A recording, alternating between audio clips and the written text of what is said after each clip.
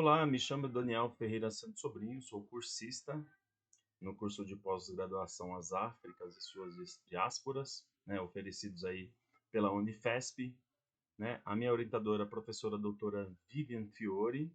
Eu gostaria de iniciar a minha fala agradecendo a toda a coordenação do curso, aos professores, em especial ao professor Gilberto, né, Francisco Gilberto, professor que trouxe aí contribuições muito significativas nas suas aulas que foram ministradas. Também a professora doutora Lígia Fonseca, né, fonte de inspiração para que eu escrevesse esse trabalho que tem como título Racismo Estrutural no Brasil, uma análise social, histórica e espacial. Fonte de inspiração muito em função daquilo que ela se propôs a fazer. A professora doutora Lígia Fonseca, ela trouxe para a gente um exemplo, né, de brasileiro aí que esteve imerso nesse universo aí do racismo estrutural no Brasil, que é a figura do Luiz Gama, o Dr. Luiz Gama, né? A professora doutora Lígia trouxe com maestria, né, informações sobre este ícone, né, da nossa história, da história brasileira, né? Então, agradeço muito à professora, né, a forma com que ela ministrou suas aulas, foi de grande valia e de inspiração para que eu escrevesse a respeito da nossa condição, né, do nosso país.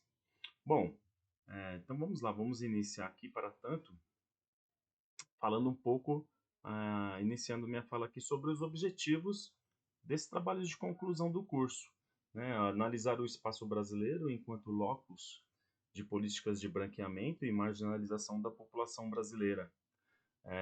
Então, eu vou trazer aí algumas teorias, alguns autores que vão me dar esse escopo aí para fazer essa análise da produção do espaço brasileiro, né? Interpretar a construção do racismo estrutural no Brasil, né? Já que eu vou estar falando aí sobre o espaço brasileiro, a construção desse espaço, não dá para dizer, não dá para faltar, né? Nessa análise aí, o racismo estrutural, porque ele faz parte dessa construção, né? E evidenciar as disparidades socio-raciais no território brasileiro, principalmente com fontes, né, com dados aí do IBGE, do Ministério do Trabalho e Emprego, que vai me ajudar aí a falar um pouco sobre, né, essas disparidades socio-raciais dentro do nosso território. Bom, esse artigo propõe responder como o racismo estrutural presente no último país da América a abolir a escravidão concretizou as dinâmicas de desigualdade racial e econômica. Para tanto, né, os conceitos aí, eles vêm carregados aí dentro dessas palavras-chave, que é produção do espaço, racismo estrutural e desigualdade racial. Para falar da produção do espaço, eu trago aí a teoria sociocrítica, né, uma teoria dialética e fenomenológica de um autor, né, um filósofo francês chamado Henri Lefebvre, né? Ele desenvolveu seus trabalhos observando o lugar como uma representação diferente para cada indivíduo. O Lefebvre ele afirma que o espaço, né, tal qual conhecemos, ele é produzido pelas pessoas que ali moram naquele território, né? E ele compõe uma tríade para a produção desse espaço. Essa tríade é composta aí a partir dos conceitos de espaço vivido, espaço percebido e espaço concebido, né? A gente consegue entender um território, um país, as dinâmicas, né, populacionais desse território a partir destes conceitos, né? A gente entende o espaço brasileiro a partir da tríade aí de espaço concebido, percebido e vivido. Espaço concebido aqui entendido como a relação de produção e a ordem imposta pelos tecnocratas, pelo governo, né?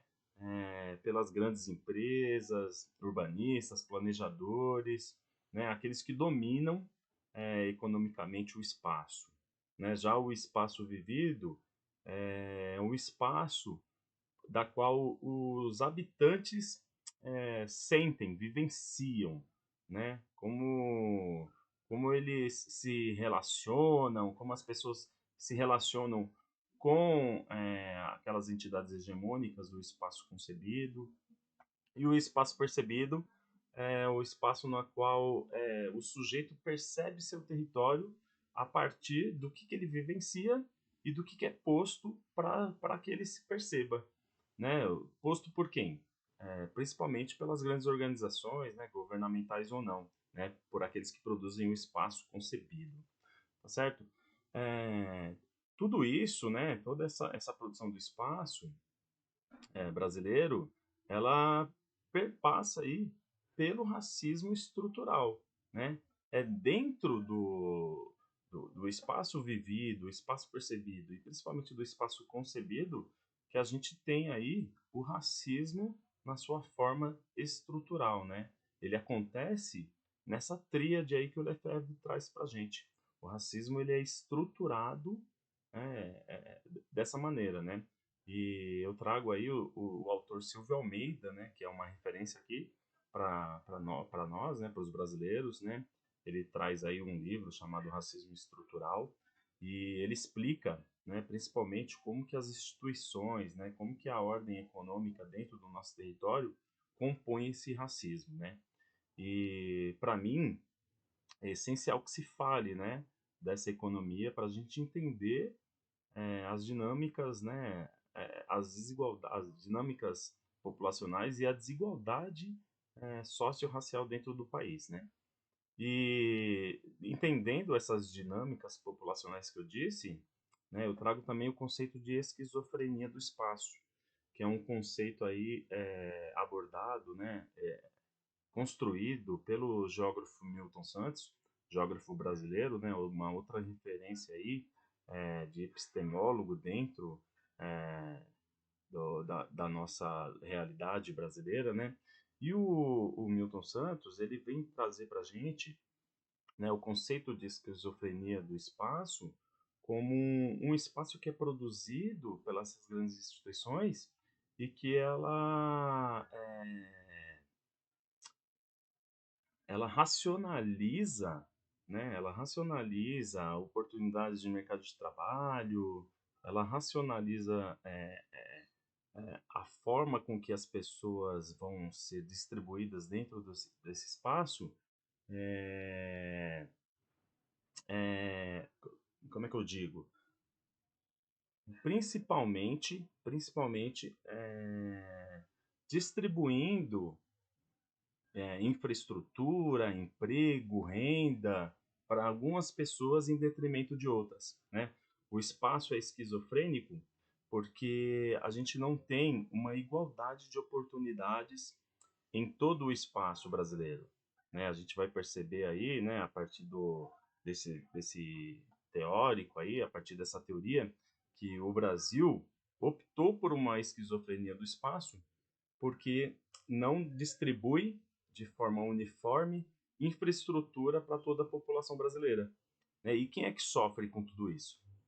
Principalmente os negros. E aí eu falo isso baseado aí em alguns dados, né? Eu vou trazer os dados já já, mas antes vou falar um pouco de como eu compus esse trabalho, né? Qual foi o método aí, né? Principalmente a pesquisa bibliográfica exploratória. Então, através aí, né, de teses, jornais, né, alguns livros aí, eu trago aí, e também dados governamentais, eu trago aí, né, delimito esse tema, que é a desigualdade socio-racial no Brasil, né, desenvolvo esse assunto a partir das teorias que eu citei, e aí apresento algumas conclusões.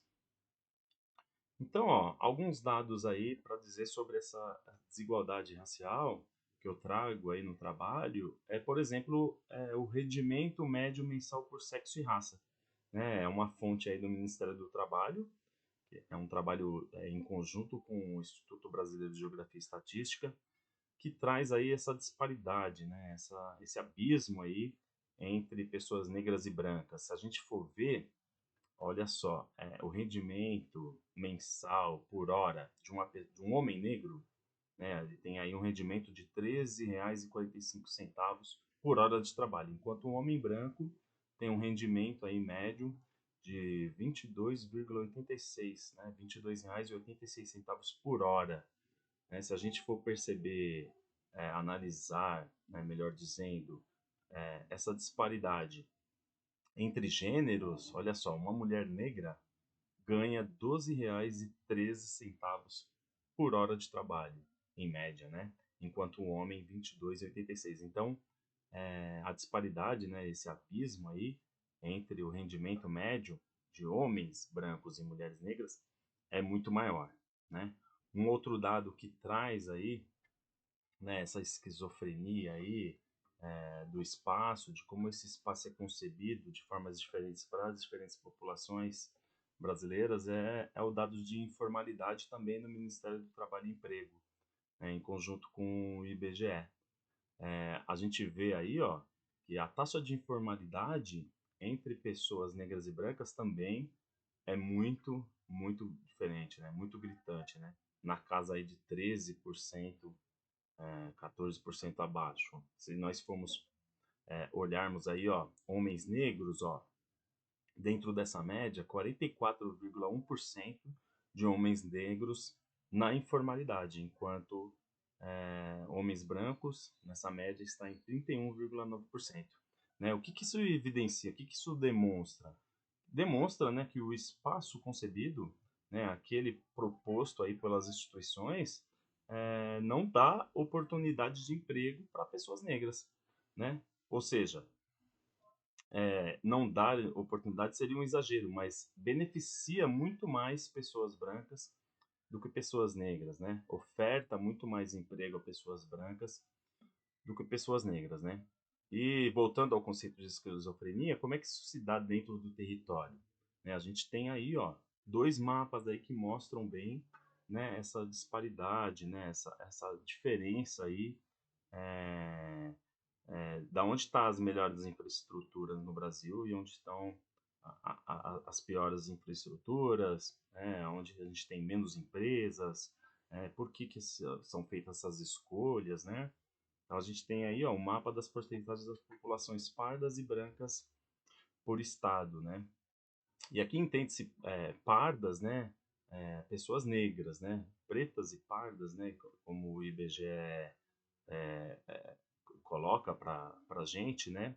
A partir das suas pesquisas, né? Pessoas pretas e pardas estão dentro do escopo de pessoas negras, né? Vivendo aí muito mais na região norte do país, onde a gente tem menos infraestrutura, né? O mapa da esquerda, enquanto o mapa da direita mostra aí a população branca vivendo ali, a mais de 55% da população vivendo aí na região sul do país, né? Onde a gente tem aí melhores condições de infraestrutura, de emprego, acesso à saúde, educação e por aí vai.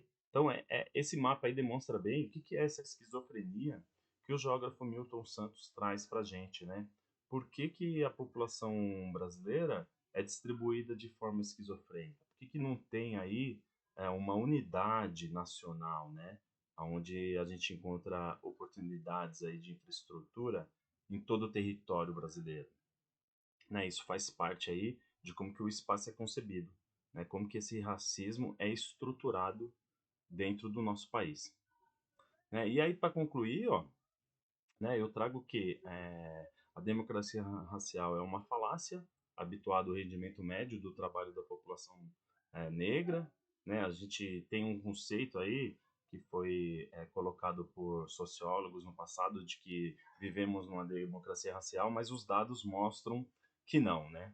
As dinâmicas migratórias no Brasil configuram-se como uma tentativa de reconfiguração das desigualdades econômicas e raciais, ou seja, as pessoas procuram migrar, né, daqueles estados, né, daquelas regiões onde tem menos infraestrutura, né, isso independente de cor, né, as pessoas migram porque existe essa esquizofrenia do espaço.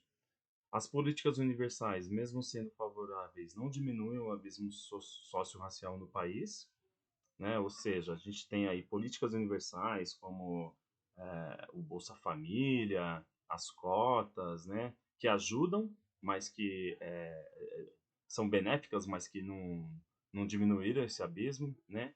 E é imperativa a construção de um espaço mais inclusivo e justo para a população negra brasileira, né? Para que a gente consiga aí se desvencilhar dessa esquizofrenia.